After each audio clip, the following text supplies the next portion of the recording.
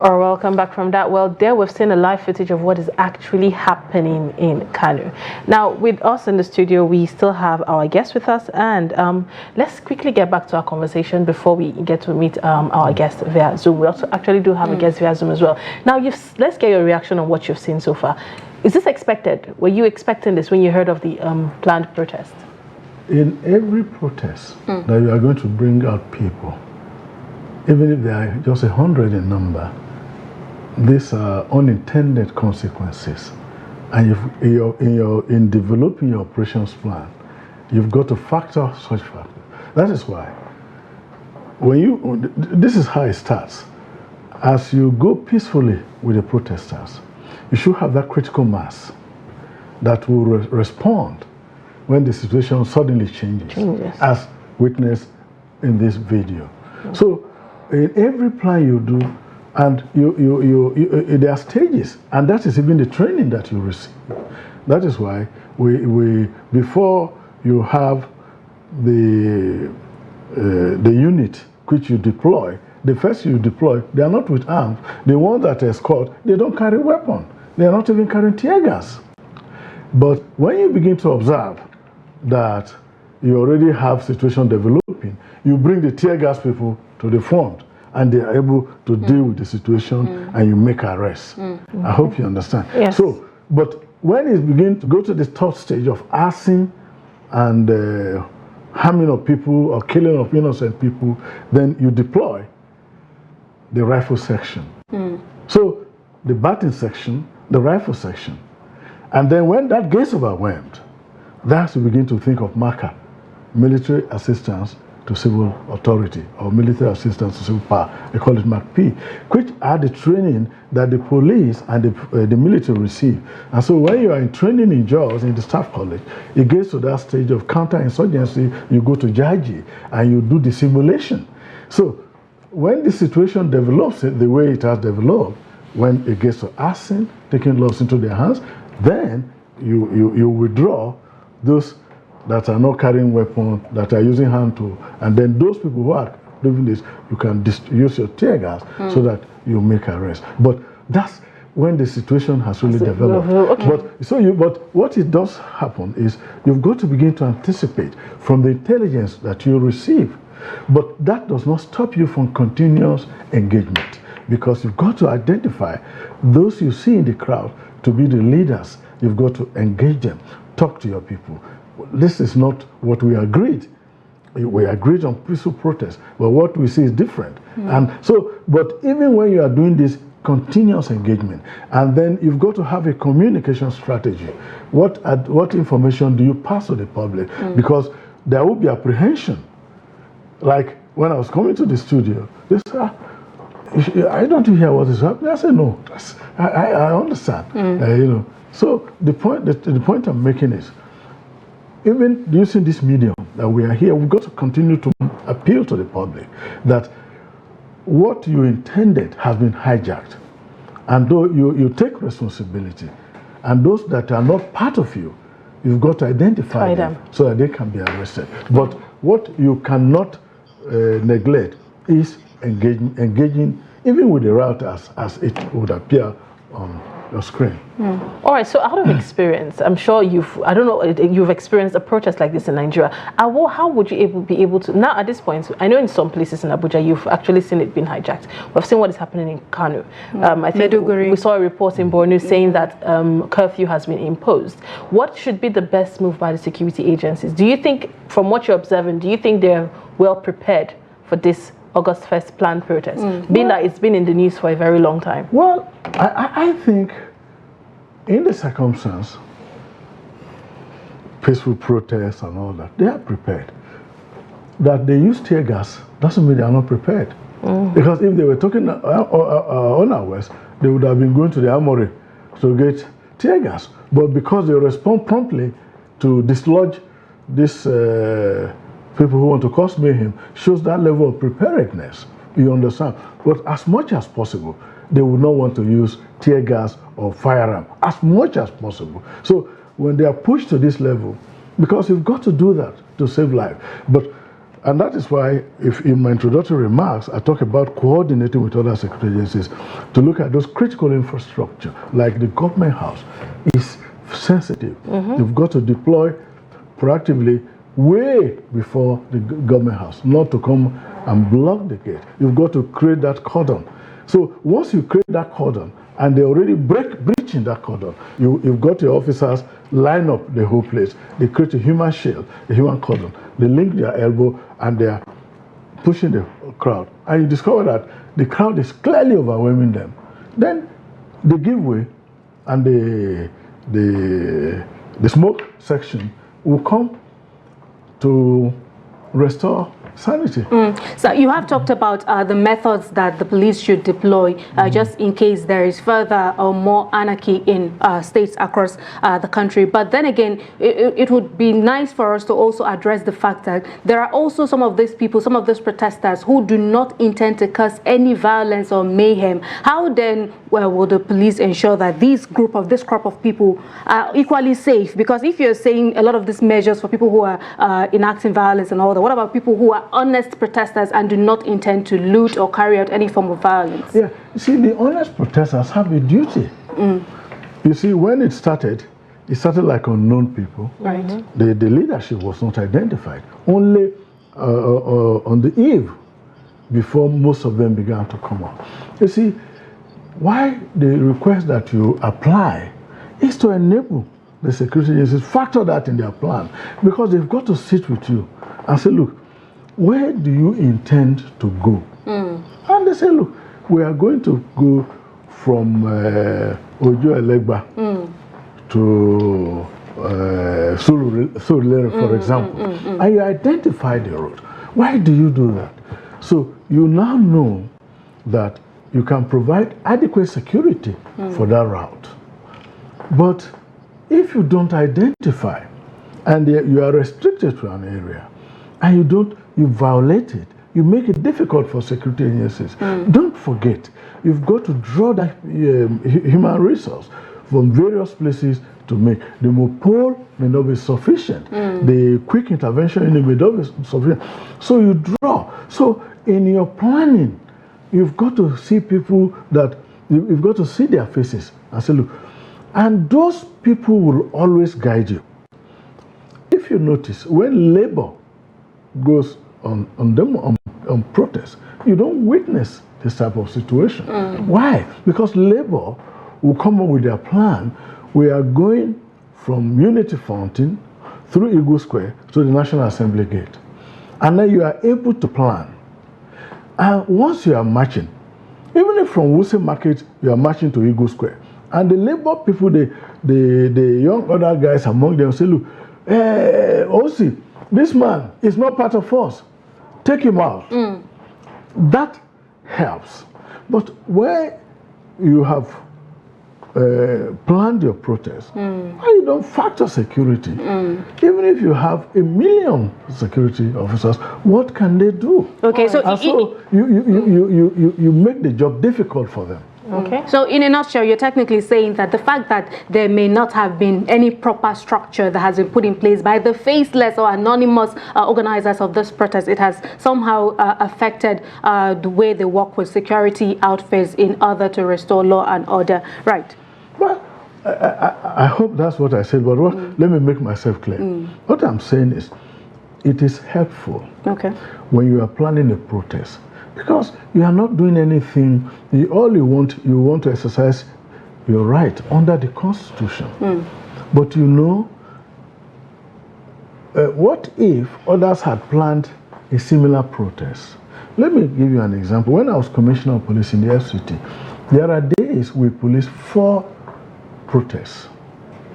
Some are counter, but we arrange the timing.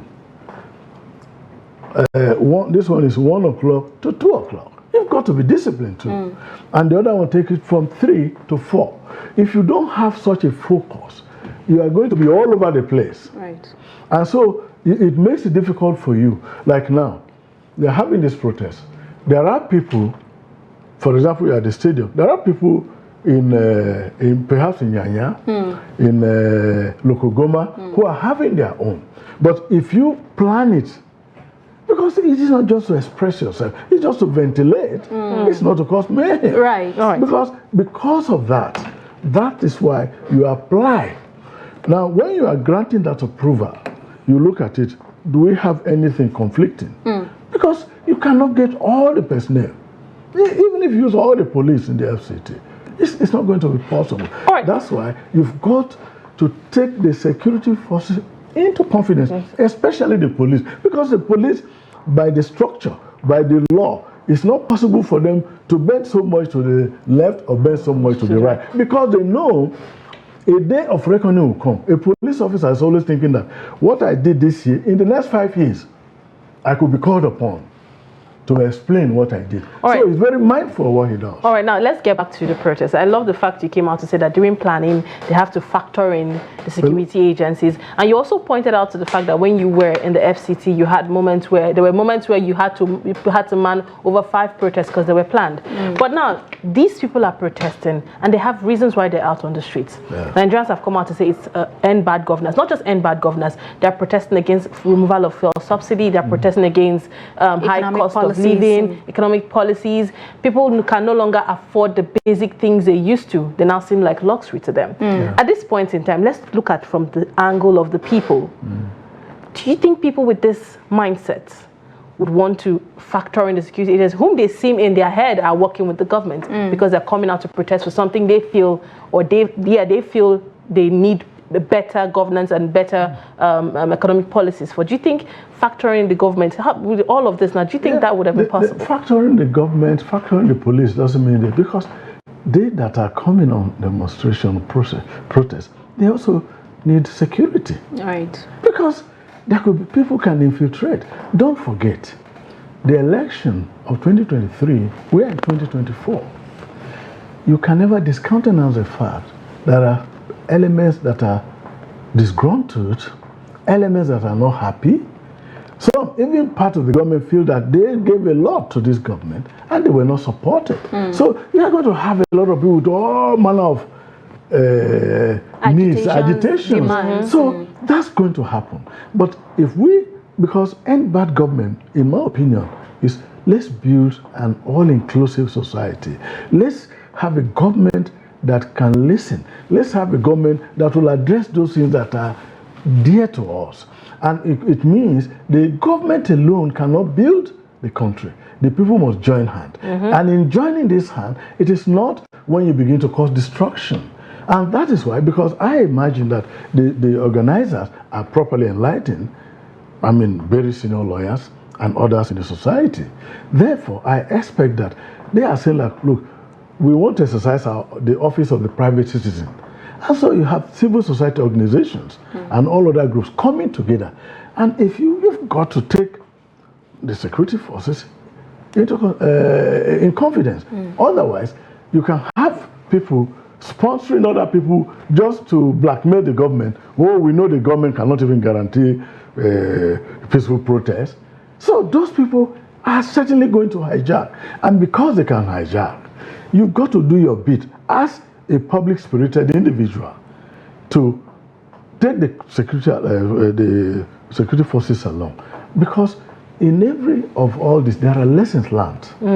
The lessons learned from the NSAS, even the lessons learned in the recent Kenyan protest that started as a tax protest and say, Ruto must go. So there are people that have these things boiling, and how do they express them? How do they ventilate them? But in the midst of that, there are also people who are in there are coming out for the genuine reason. Exactly. For the fact that they cannot afford a certain standard of living that they used to. For the anger and the pain of, oh, we can't eat anymore like we used to. You know, the country is becoming too difficult to even feed my children. We have those people in the mix at this point. So do you think they're going in the right direction? And because those things are so germane in their request, what it does mean, you will not let anybody try to truncate it. And how do you make it people not to truncate it? It's by collaboration with security.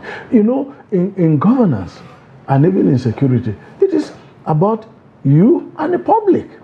And that is why I've been emphasizing that the police will continue to engage different groups, civil society, because if we don't do that, we will miss the mark. Because if other people who are disgruntled, people who don't love Nigeria, who want Nigeria to be in perpetual violence, state of chaos, they can take advantage, because we've got to unite as a country. And in that unity, we've got to take into account. Let us now, assuming the situation gets out of hand, and there is an inquiry, a judicial commission of inquiry, and the police will say, look, we were not fully briefed. We just acted on a generic situation, and we try to understand this way, the way it be. But when it did develop, it went outside what we thought. The court restricted them to the National Stadium or to the Freedom Park or wherever, and then they got out of it.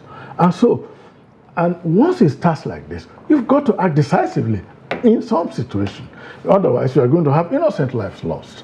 And so you don't begin to apportion blame as to why did they use tear gas. And I'm happy they're not going to, I'm sure they're not going to use lethal weapon. Okay, but before we take our Zoom guests anywhere, but you just said, we just got a report coming in from Suleja that shots were fired and a life was lost in the peaceful protest, but we'll get to that.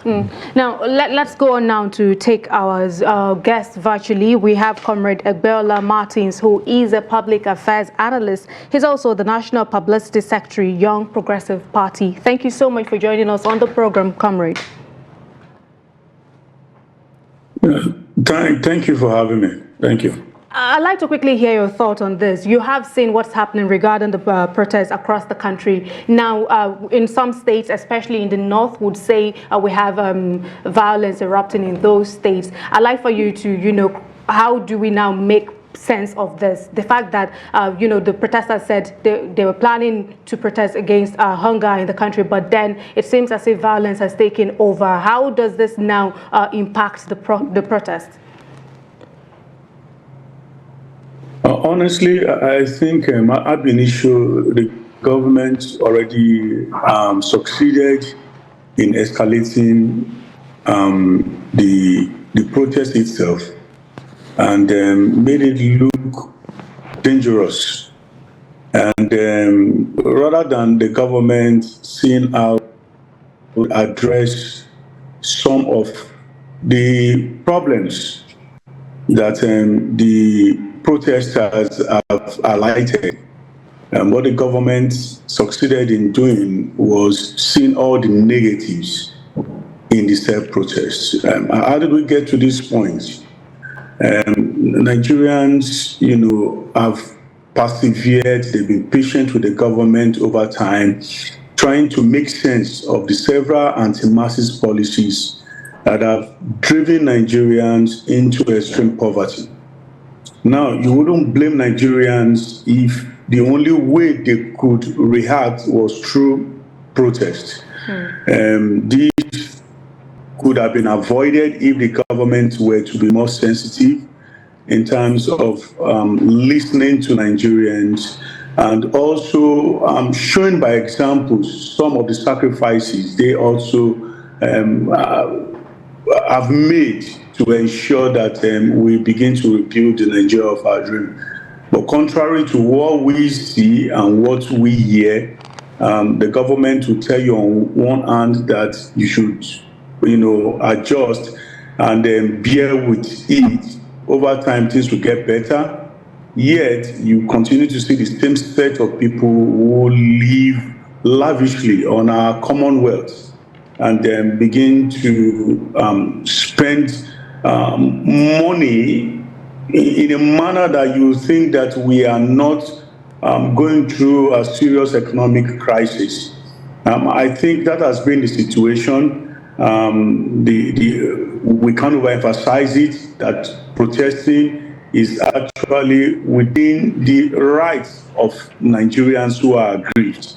And also it's incumbent on the government to also provide protection for those who are actually protesting peacefully. Now, if what the government did was to see all the wrong in a protest and also preempting violence. I think we are not surprised that that is what we're actually getting at this point in time. All right, thank you, comrade. But let me throw my next question to you, Sagir, in the studio with us now. He said something. He said it's more like the government preempted the violence. Now, we've always complained the government is not proactive. How come on this particular one they decided to be proactive on it and preempt it and, you know, put out there were so many warnings, like what he said it's almost like they put this in the minds of the people because they kept on, no, we don't want it to go violent. People were coming out, different voices were coming out to speak. They were trying to implement policies at the end time. What's your take on all that last minute move? Yeah, I think there is a saying that once beaten, twice shy. If you take the lessons of the NSAS, it will be apprehensive of having people come together to have such a protest. Even if you don't have anything, you've got to say, look, it's going to be it might be hijacked. It could turn out violent. That's by the benefits of hindsight. And then let me tell you, it brings us back to the point I was making. Now, government was saying all this. How do you now prove that you are responsible and you do what is right? How do you do that? Is by collaborating with same government through the police and other agencies. Look, we are not for violence. This is what we intend to do. This is not rocket science. It's simple. In my 30-something years of experience, I have been managing protests from one state to another.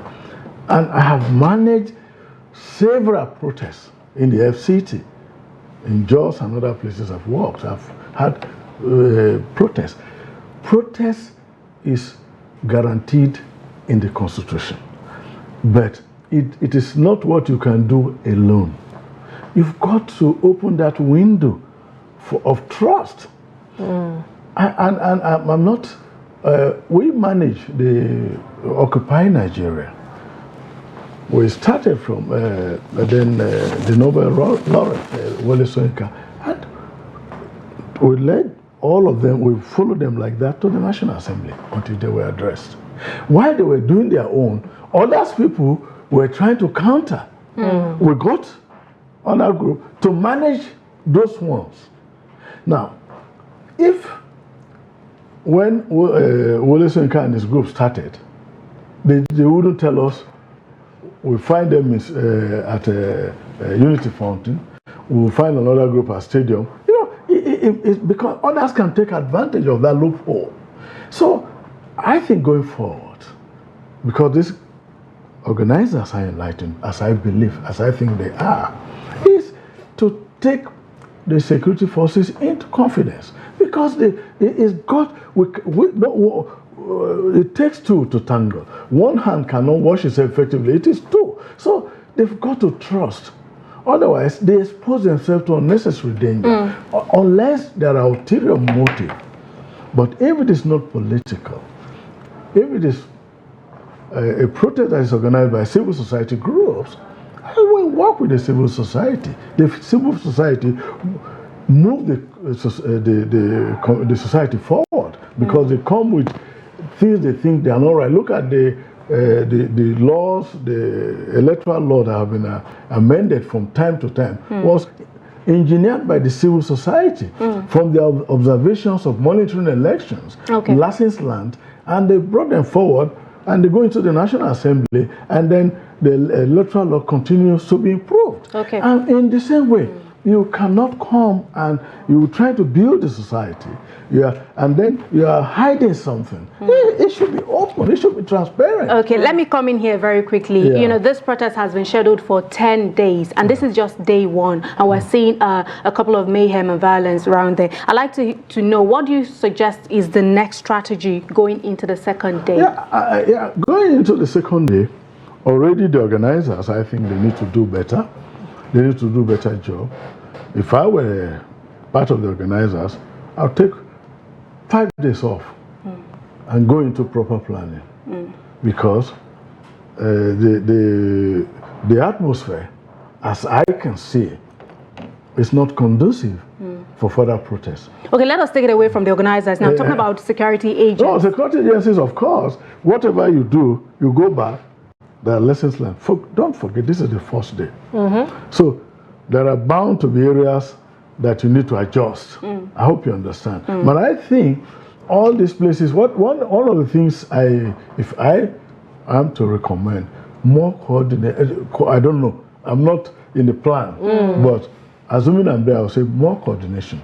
I'll identify critical, because by now they have lists of the critical national infrastructure, and then to look at those areas and make static deployments, and then quick response. Okay. Quick response to be able to deal with issues like this that may come up. And I think if we do that, we will be able to nib in the bud, and then intelligence, sharing intelligence, and then communication to the public. That is, the spokespersons of the security forces should now come together and develop a strategy if they don't have one, and to see how they can communicate timely, so that things that is happening in Borno, the IG or the Force PRO or the DIG operations should be able to give situation, the real situation, so that people don't get so much alarm. You know, I think more communication by the Inspector General of Police, or I think the DIG operations or the AIG operations or the Commissioner of Police Federal Operations and the Force PRO to give the situation as it happens, so that, oh, they're already killing people in Syria, oh, they are doing this. They should be able to come out and say, no, this is the situation that is on ground. Okay, let's quickly hear from our Zoom guests. We still have our Zoom guests. Comrade, can you hear us? Yes, I can hear you. All right, now, this is just day one. Just like my co-anchor Aisha asked, this is just day one, and we're seeing the violence that has erupted in different parts of the country. Moving forward, day two, what do you suggest? Do you think a better plan should be made? What's your thoughts on day one? And, you know, this is a 10 days protest. So what's your thoughts on what day two would look like and what might play out? Well, it's unfortunate that it has gotten to a situation where we never prayed to get to, and that is losing lives in the course of protests. Right? It was meant to be a peaceful protest. Unfortunately, we are not sure of what led to some of the protests being violent, because in the past, the government also have been fingered in most of this violence, which has always been a tactic they've deployed to have a justification for why the protest should not be held in the first place. I'm forgetting that most of those who have been part of government over time have been products of protest. However, I don't know, it's just a thing with we as human beings. We're very selfish, we're self-centered.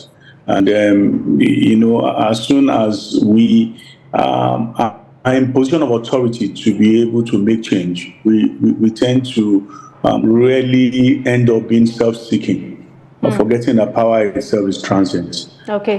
I think there's a need for all critical stakeholders to have an inward look into what must have led to this violence, more especially the security agencies. I think they should up their game in terms of providing adequate security for genuine protesters.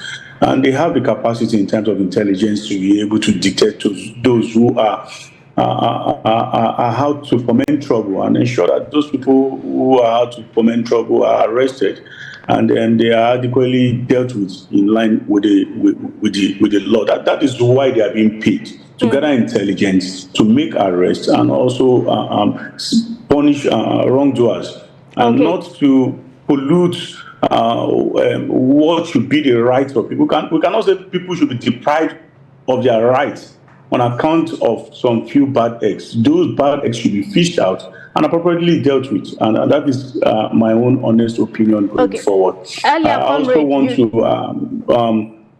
Comrade, earlier you stated that it's more like the government preempted violence, hence the violence we're seeing during the protests across the nation. Now, I'd like to hear from you. What do you think are likely to be the political undertone of this protest? And can we really say that these protests are for altruistic reasons? Honestly, except for those who are actually not living in Nigeria, including the guests in your studio, you will not say things have been the same in the last 1 year. That Nigerians, we should even commend Nigerians. The elasticity is infinite. They are some kind of the patient set of citizens anywhere in the world, and the best set of citizens to lead anywhere in the world. They are not asking for too much. A land that is rich and blessed with abundant resources, yet we are living in abject poverty on account of the lack of quality leadership, on account of greed.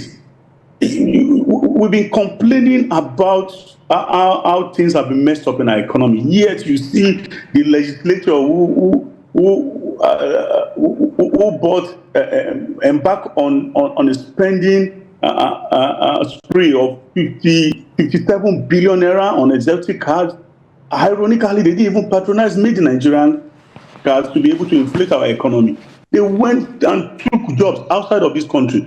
We are talking about, leaders who rather than think about the sufferings of Nigerians are planning to buy private jet, or even after they bought a brand new private jet for the president. Is that the kind of nation where you think Nigerians continue to keep quiet and observe? No. There are issues that they've been patient all this while. Does not mean you continue to take them for granted. They have the right to ventilate. All right, comrade, is as if we've got leaders who are not listening. All right, comrade, talking about, you just said we have the right to ventilate now. So do you think this protest will yield any result? Because we've seen protests back in Nigeria. It only ends up in either it being hijacked or a dialogue being made and most likely not implemented. At this point in time, is this protest the right way?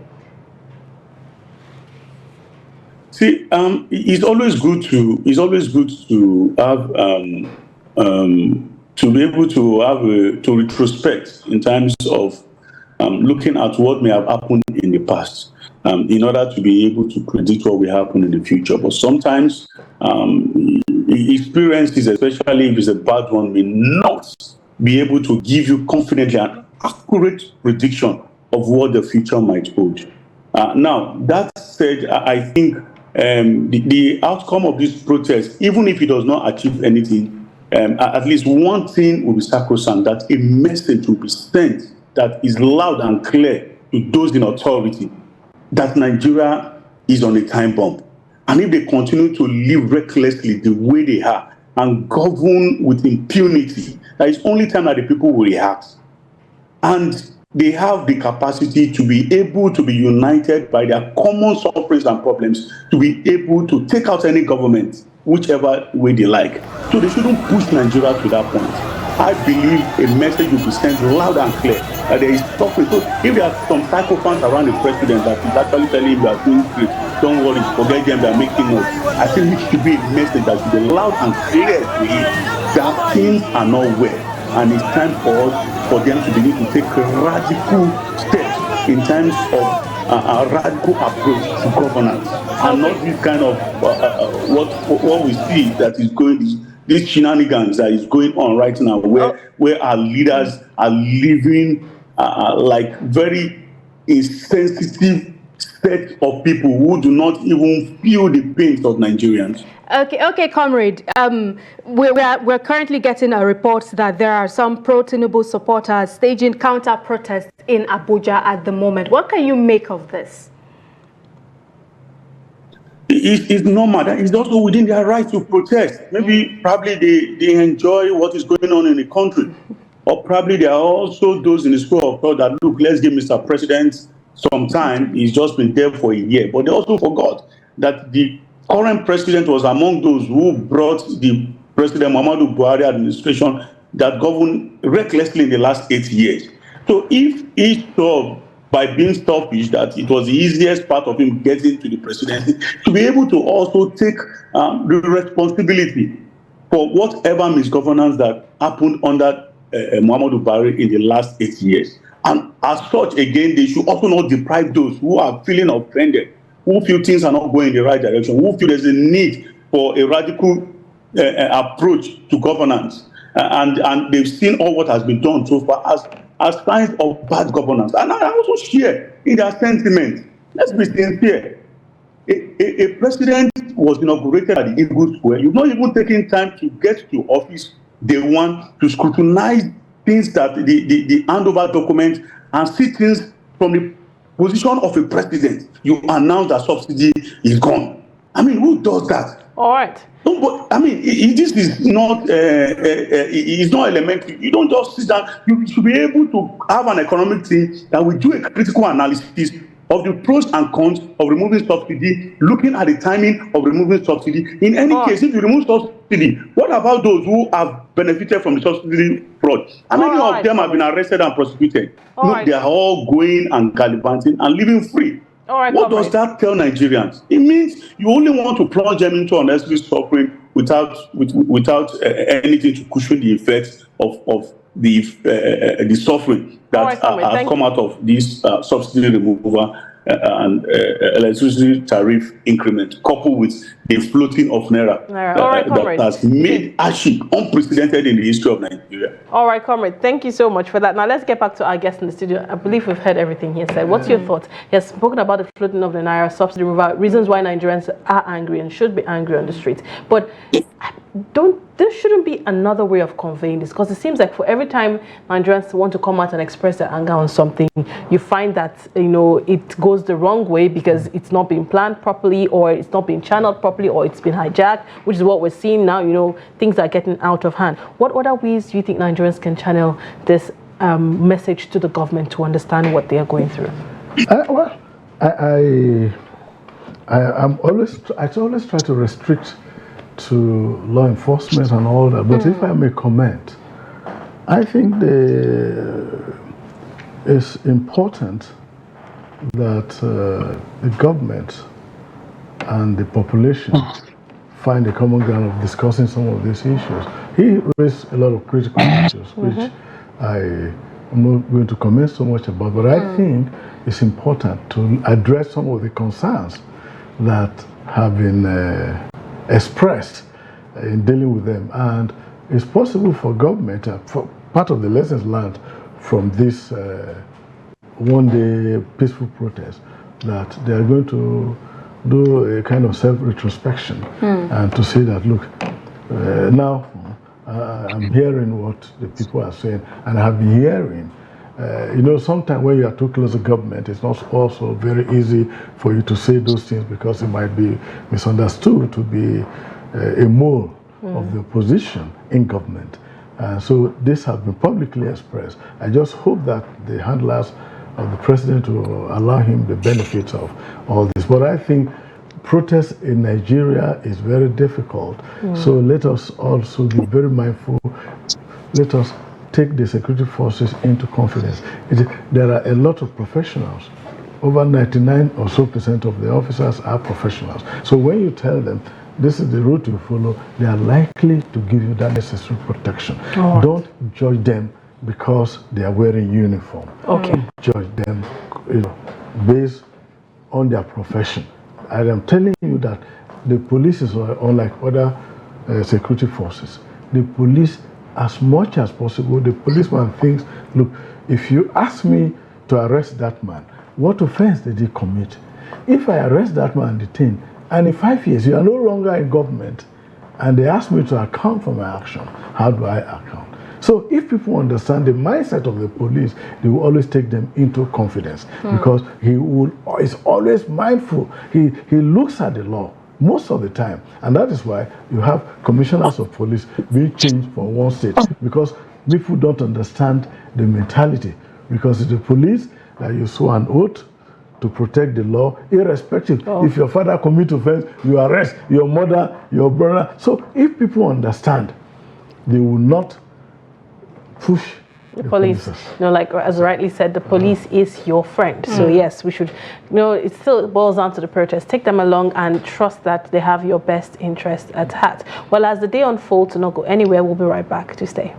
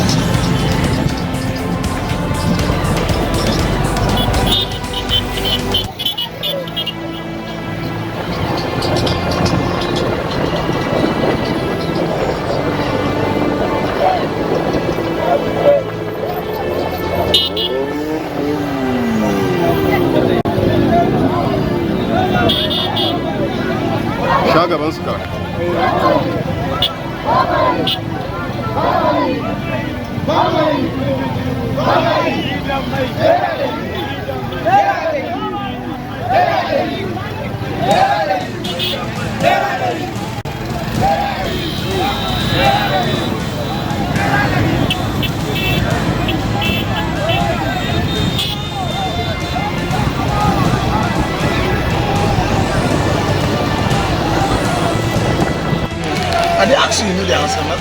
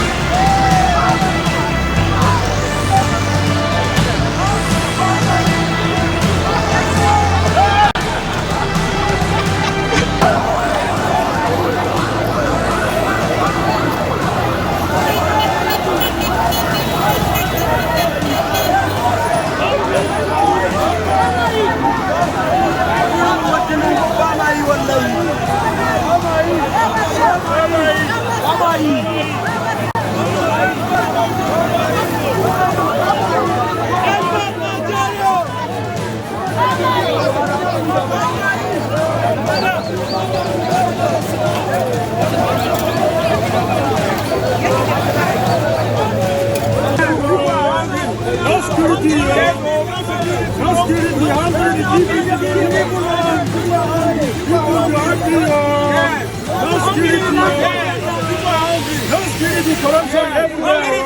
unite youth.